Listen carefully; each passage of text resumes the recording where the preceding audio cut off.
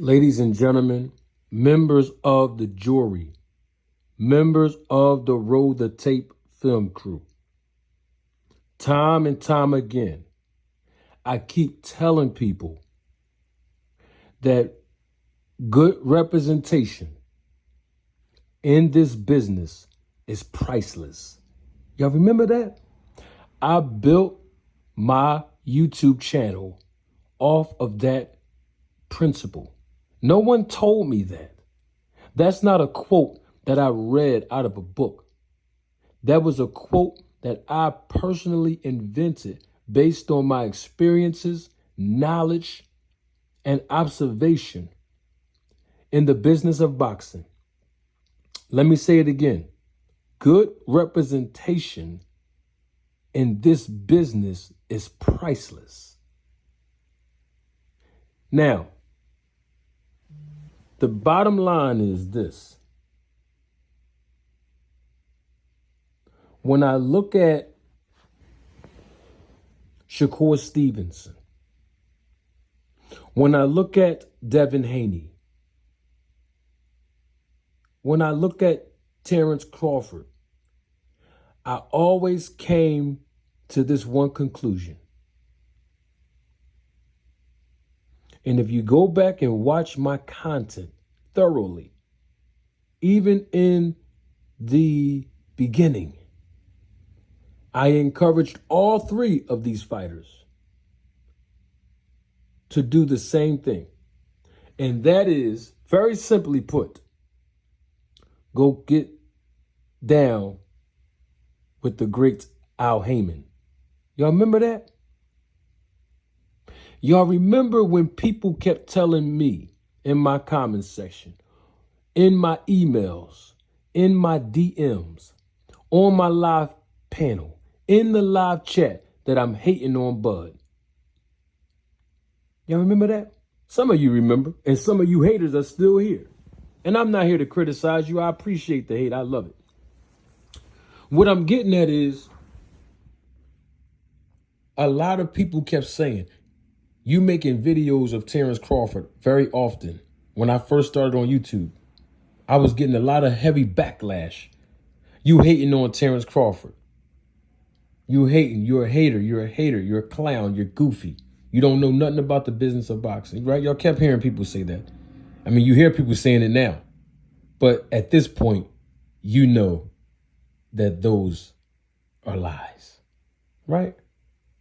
I was telling Terrence Crawford at the time that he was talking about not fighting Errol Spence, I was telling Terrence Crawford to get down with PBC and Al Heyman to secure the biggest fight and the biggest compensation, the largest compensation in your career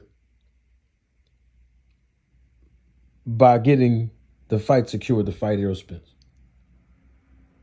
I told Shakur Stevenson through my YouTube videos the same exact thing. I even told Devin Haney through my YouTube videos the same exact thing. And all three of them actually did not take my advice and ran the opposite direction to other promotions. Y'all remember that? Okay, let's take Terrence Crawford, for example. While people were saying that I don't know what I'm talking about, I was saying to Terrence Crawford through the YouTube videos, and I actually told him to his face, by the way, when I met him, what I think he should do. But anyway, when I was telling him, get down with Al Heyman, sign with the PBC to secure that big fight with Errol Spence. Instead, Terrence Crawford did an IG Live discrediting the fact that Errol Spence had good representation in Al Heyman,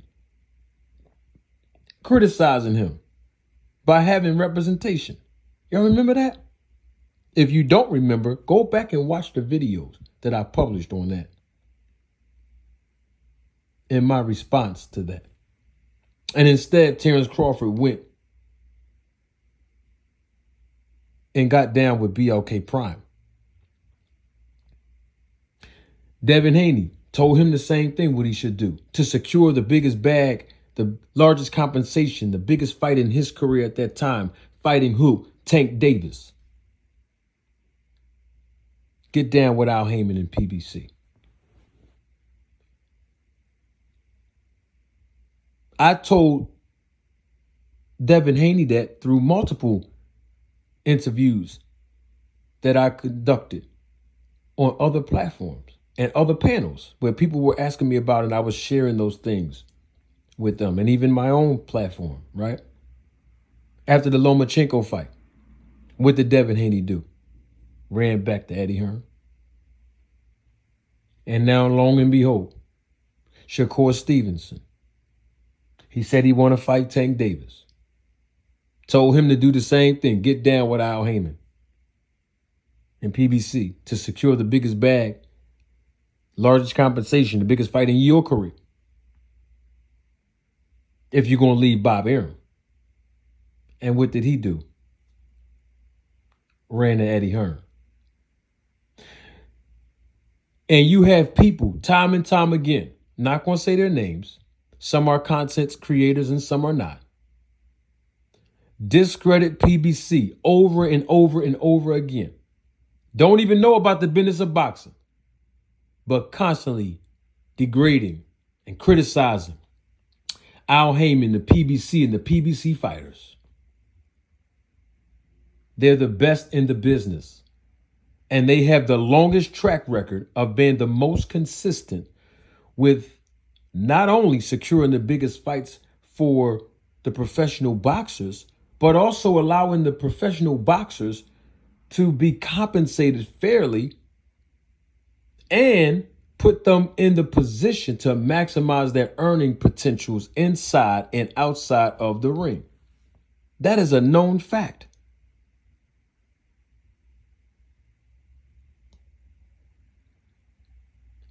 And you don't have to believe me. And you don't have to take my word for it. I've been saying it for 2 years now that I've been on YouTube with the Roll the Tape podcast. But let's hear Danny Garcia, who recently posted on his Instagram in an interview he was conducting. I don't know the gentleman who conducted the interview with Danny Garcia, but shout out to him. And let's hear what Danny Garcia said in the origins of him getting involved and signed with Al Heyman and PBC. And what his journey really looked like before that. And how what he's going to tell you all coincide with two things. Number one, that I told y'all before, and I'm going to say it again, that boxing is the hardest hustle in America. And number two, good representation in this business is priceless. Roll the tape. Yeah, a lot of people don't know. When I was 20 and 0, I was only making $5,000-$6,000 a fight. So I wasn't even making a lot of money. Right. But I was, everybody was starting to know who I was. So it was like, it wasn't matching up, you know? So I was like, man, this shit not. And then the phone stopped ringing. I was signed with Golden Boy at that time, Oscar De La Hoya. Yeah. So the phone stopped ringing. I'm not getting no fights. It's like a year and a half go by. I'm like, well, I'm not fighting. I'm seeing all these people fight on TV that I know I could beat. Like, why I'm not fighting? So Pops was like, fuck it, you could be a fireman. Like, just study the test, and you can be a fireman. So I was about to just quit and go be a fireman. Yeah, I was about to quit and be a fireman. And then I remember in boxing at that point, as soon as when I was thinking, that's why you always gotta stick to the plan and never give up, because when you feel like shit not going your way, it's like when opportunity comes, but you gotta stay locked in. So my manager at the time, Shelly Finkel, in boxing, you can't be a manager and a promoter. It's called the Ali Act. It's like double dipping. Yeah. My manager had became a promoter, so I became a free agent.